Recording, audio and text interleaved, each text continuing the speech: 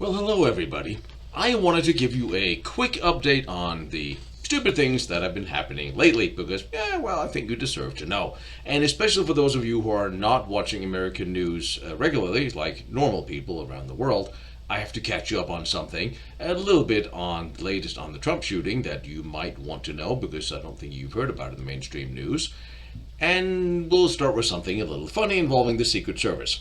Lord knows there's not a whole lot of things that are funny involving the Secret Service these days, but this one is, if it wasn't tragic, a little funny. A couple of weeks ago at a Trump event, 4 minutes before President Trump was about to arrive, they found one of the post agents were missing. A post agent is one of the security detail agents. She stands post. In this case, yes, it is a woman. There's a lot of different components of a presidential detail or any security detail, a personal protective detail. You have the advanced team that will scout a location, that will determine what are the dangers and secure everything. They will weld the manhole covers shut and things like that. They will secure the venue for anything that might be dangerous to their client. They will sweep for bugs, for microphones, for cameras, for bombs, explosives, scout out slippery staircases, anything that might harm the principal. Then the venue will be locked off and sealed, and post agents will put in charge of access points so no one can come in and tamper with a secured location. So basically, when the principal arrives, this particular area has been secured and it is safe. Well, just before Trump arrived, one of the post agents were missing. She had walked off her post without anybody notifying anybody. She was just missing. And upon search, she was found in one of the secure rooms that was set aside by the Secret Service for emergencies, with two other people that had been walked through the cordon. They were both unpinned. No one had any idea who they were. They had been cleared. That's what unpinned meant. And she was breastfeeding. She walked off her post to meet up with family members so she could breastfeed. If you write that into a Secret Service comedy, chances are that they might laugh at you because that's too silly. You cannot write this stupidity. And especially at a time when the Secret Service is under such scrutiny, this is really... So if you think that the President Trump is not in danger, I'm not sure if he's in danger more from his own people or the people who are set aside to protect him. I mean, I'm pretty sure that the Secret Service has a decent maternity plan where if you just gave birth, do you really want to go to work? I mean, don't you want to spend a couple of months with your newborn?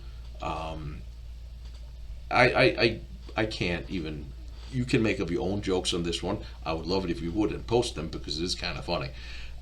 Anyway, Secret Service agent caught breastfeeding, walked off post. Which is double as funny because now the former head of the Secret Service, Cheadle, now has Secret Service protection herself. I don't know who would do any harm to her. She messed up and is left. So now a already extremely overtaxed agency has to take care of one more person that is not really within the realms of power. To err is human. To truly screw up is government. And apparently the step beyond that is the Secret Service. They really have not had a good year or a couple of years. Actually, they have quite a string of really bad years, as we're going to go over. Interestingly enough, who told you several weeks ago that there was 2 shots fired at the shooter and he had 1 bullet hole to the head and 1 groove along the side of his face from the other that ostentatiously maybe have hit his rifle and fragmented or other, but he was hit by proxy twice. Now the autopsy photo, this close-up of his headshot, don't look it up, it's not pretty, but just wanted to let you know who told you first. I did, and I was right. Only a few days ago did the mainstream media start picking up on that, which is really interesting because they had to be really in a hurry to do that because within 10 days of his death, his body was handed over to the family with instructions to cremate immediately, and he's cremated and gone. But I'm sure that the coroner did a really thorough job in the autopsy report really names every single possible question we can. Oh, it's only one page. It says death by homicide, which is how you classify being shot to the head. One page. He's dead. Any toxicology? Any marks? Any tattoos? Anything at all we might want to know about the shooter. But of course, that's gone. And 2 days after the shooting, the FBI washed down the crime scene. And that sort of reminds me of the day after Kennedy was shot. The car was completely cleaned up, repainted, the windshield was replaced, everything. That whole car was completely sanitized without any forensics at all. It seems like a recurring theme here. Of course, it was then also questioned, where are the 8 casings that they found on the crime scene that he suggested to have fired? Where are they? Can't see them. The FBI won't see them. Let anybody see them. It has been confirmed that he did have encrypted comms. Whom was he communicating with that would require him to have encrypted comm? That leads us to the question that now has surfaced, a picture of him at the venue without his backpack. That means, how did he get his backpack? Where was it? Who gave it to him? Did anybody stash it for him? Was it missed by the advance team, since he was obviously there earlier overflying with the drone? But he must have commed with somebody, and somebody must have held his backpack. So there must have been more people involved in this, not just incompetence on the part of the Secret Service. Not to mention the incompetence of the Secret Service, they were offered a drone by the local police department. They turned it down. The local police department had communication, had radios for them. They never picked them up. They didn't even have the initial brief, which you absolutely have to have. And the interesting thing is, it gets even better. One thing that most of you may have missed was a small communication thread, a text message between local law enforcement 90 minutes before the shooting, where one of them texts the other, said, I have a picture of the guy that's suspicious. I'm going to send it to you. The reply was, you can try, but I'm not sure it'll go through because the internet is down. The internet was down? Who has the ability to to cut off the internet, to block that? And what did other people at the venue have that problem with the internet, with text messaging? I was just in Kiev, and half the time, because of the power outages, the internet didn't work. I could make phone calls, but I couldn't send anything, I couldn't text anything, WhatsApp didn't work, things like that. That is a big red flag. When comms go down, when did comms also go down? They had a problem communicating, Kennedy. They also had a problem. The Secret Service have great bits of problems with their communication in general. Remember January 6th? The only unarmed insurrection in the history of ever. The most important, tragic day. You know, the insurrection where nobody died. Nobody died. Nobody died on January 6th except the naval veteran who was shot in the neck by a Capitol Police officer. Don't buy that. Look into the hype when they lie about it, and they do constantly. Nobody died. Okay? No police officers died during January 6th. Just to remind you, no one was armed except them. Now, there was also a pipe bomb, remember? Somebody placed a pipe bomb where Vice President Harris was supposed to drive. She drove right by it there. It's very interesting because there's also a law enforcement, Capitol Police officer that seemed to have gone out there. Lots of police officers wandered around that area, bomb dogs, everything. No one seemed to find the pipe bomb, and subsequently we've heard nothing about it. When the was going to defuse the pipe bomb, they turned off all the cameras except one. So when they fired the device at the pipe bomb, the little bomb machine, nothing exploded, which is also it could happen, but it seemed to be an inert device, could be a training device, but we never heard anything about it. But of course the Secret Service must have been texting and calling each other that day about this. Unfortunately, they were swapping their cell phones on that day, so there's no communication from the Secret Service. None. No text messages, no communication at all on that day. Ain't that just interesting? So the Secret Service does seem to have a problem with their communication. Well, on days where it would be really important for historians, historical context to figure out what exactly happened. Internet was down. That's interesting. So also, the Secret Service had embeds with the locals, or locals had embeds with them, so they should have known. The snipers reacquired in the direction of the perceived threat that they was told of several minutes before he opened fire. Now, if they reacquired, they knew there was a threat in this direction, and we've seen the videos now, the law enforcement running around the building for minutes. They knew there was a guy on the roof. Why didn't they pull Trump off the stage? What are you guys thinking? Did you let this happen? Did you know this was about to happen? And the law enforcement officer who had horseshoed up on the roof saw the guy, said the guy was pointing a rifle at him, dropped down. Now we had the body cam, and we have the sound of the body cam been released as well. And the only thing I don't hear on that body cam is him screaming in the radio, "There's a guy with a rifle on the roof. Pull Trump." He's running all the way around the building. We hear him yell to people, "Get down, guy with a rifle." But he didn't notify anybody by radio. He didn't tell the guys on the ground.